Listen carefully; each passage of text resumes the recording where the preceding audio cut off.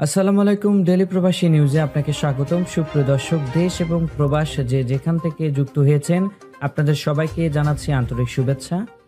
সুপ্রিয় দর্শক, আজকের খবরে আলোচনা থাকছে হজের আগে ভিড় নিয়ন্ত্রণে সৌদি আরবে 14 দেশের মাল্টিপল ভিসা স্থগিত।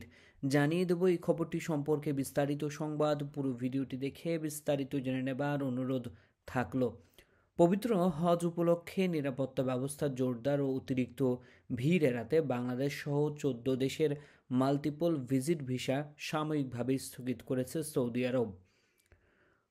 পহেলা ফেব্রুয়ারি থেকে কার্যকর হওয়া নতুন ভিসা নীতির আওতায় এই সিদ্ধান্ত নেওয়া হয়েছে।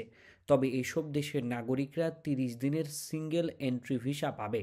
সৌদি সরকার জানিয়েছে, গত বছর হজ মৌসুমে অনুমোদনহীন হজ যাত্রীদের সংখ্যা বৃদ্ধি এবং তীব্র গরমের কারণে প্রাণহানির ঘটনা ঘটায় এবারই বিশেষ পদক্ষেপ নেওয়া হয়েছে।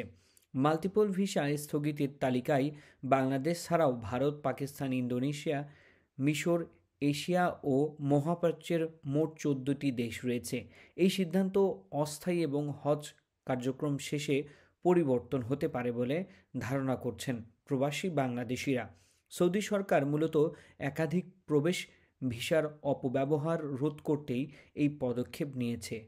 এতক্ষণ আমাদের সঙ্গে থাকার জন্য অসংখ্য ধন্যবাদ। পরবর্তী সংবাদ দেখার আমন্ত্রণ জানিয়ে শেষ করছি এখনকার সংবাদ।